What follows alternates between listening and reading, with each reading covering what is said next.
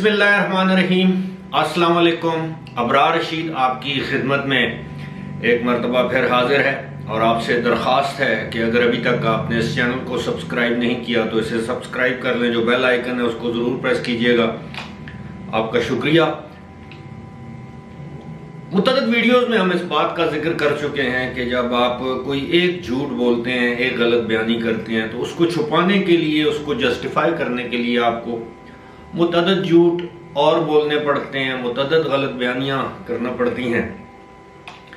लेकिन बाज़ औक़ात ऐसे भी होता है कि बिल-आखिर आप किसी ऐसी पकड़ में आ जाते हैं जो बज़ाहिर आपने कभी सोचा भी नहीं होता कि मैं भी किसी ऐसी पकड़ में आऊँगा।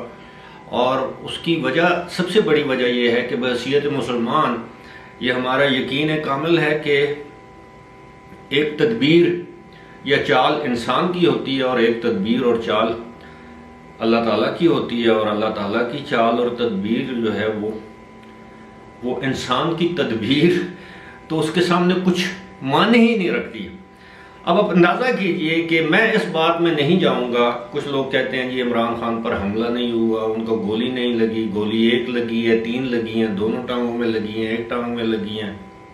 कुछ मजाक बना रहे हैं कि हमाद अजहर ने कहा कि जी उनकी टांग की शह रग में गोली लगी है। मैं इस मामले पर बिल्कुल नहीं जाऊंगा। मैं सिर्फ ये समझता हूं कि उनको गोली लगी है, उसके नतीजे में वो ज़ख्मी हुए हैं और ज़ख्मी होने के 2 या 5 मिनट के अंदर अंदर जिस किस्म का बयानिया उनकी जमात की जानिब से बनाया गया कि इंतखाबात पीछे चले गए, आर्मी चीफ की तैनाती पीछे चली गई और उन्होंने कहा कि जनाब 3 लोग हैं जिनकी ये साजिश है और वो तीनों जो हैं वो उनको मुस्तफ़ी हो जाना चाहिए। जब तक वो मुस्तफ़ी नहीं होते तो पाकिस्तान में हंगामे होंगे, हंगामा आराई होगी, खुदा न खास्ता खून रेजी होगी। अब ये जो कुछ भी हुआ है वो पंजाब में हुआ है। ये ऐसे ही है कि कोई शख्स, उसके घर के बाहर पुलिस की मोबाइल भी खड़ी हो, गेट पर पहरेदार और गार्ड भी खड़े हों, और अगर मेरा कोई बंदा जाकर उस शख्स के घर में कोई नुकसान पहुंचा दे और वो मुझ पर ये इल्ज़ाम धर दे, तो क्या उसको इल्ज़ाम धरने से पहले ये तो करना चाहिए ना कि उसके घर के बाहर जो पुलिस की मोबाइल खड़ी है, जो घर पर जो पहरेदार या गार्ड या मुहाफिज खड़े हैं, उसकी सिक्योरिटी जिसकी जिम्मेदारी है, कम से कम उनसे तो पूछे कि जनाब ये तो पंजाब की सिक्योरिटी थी, उसकी जिम्मेदारी थी। जो भी जिला था, वजीराबाद का, गुजरात का, जहां का भी डीपीओ था, गुजरांवाला की पुलिस थी, लेकिन ऐसा नहीं किया गया। अब क्या हुआ है कि खैर मैं उस मामले पर रहा हूं कि किस तरह इमरान खान खुद अपने जाल में फंस गए हैं।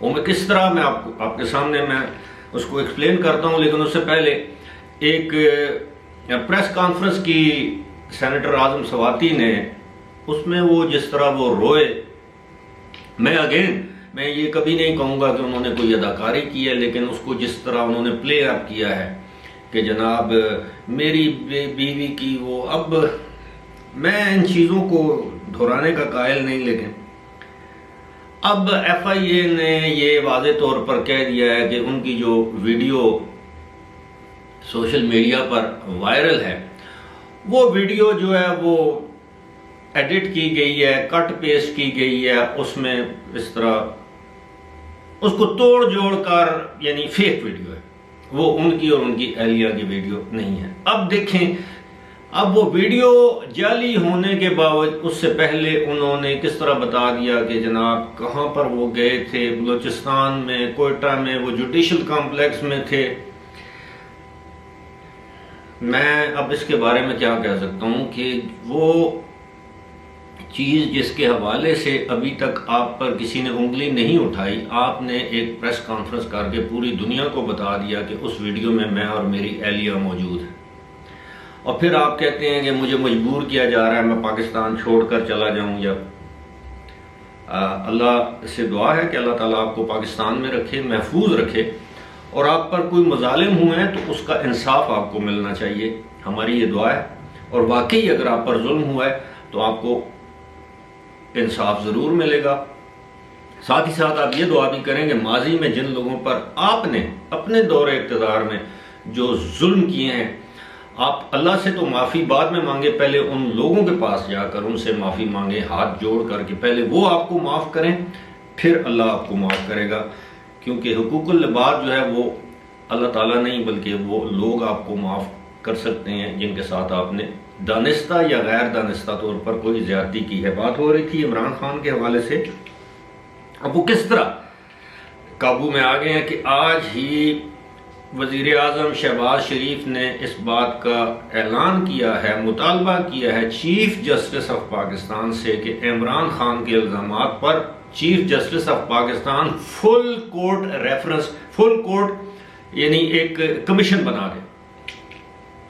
फुल कोर्ट कमीशन यही होता है कि सुप्रीम कोर्ट में हाजिर सर्विस जितने भी जज साहिबान हैं उन सब का एक कमीशन बनाया जाए। वो इमरान खान, उनके वकला, उनकी पार्टी रहनुमाओं और जो जो लोग दावा कर रहे थे कि उनके पास सबूत हैं उनसे बुलाएं, उनसे पूछे कि जी हमें वो आप अपने सबूत फराहम करें। एक उनका वो चौधरी एजाज चौधरी साहब हैं, वो कहते हैं जी कि उन्हें एक रात पहले पता था कि वजीराबाद में उन पर हमला किया जाएगा। अब ये उनसे पूछा जाना चाहिए कि क्या उनको इल्हाम हुआ था, उनको किसने बताया था कि इमरान खान पर हमला होगा, और फिर हमला भी उसी तरीके पे हुआ, सिक्योरिटी को मौसर नहीं बनाया गया। इसी तरह इमरान खान खुद कहते हैं जी उनके पास अंदर से इतलात देने वाले मौजूद हैं।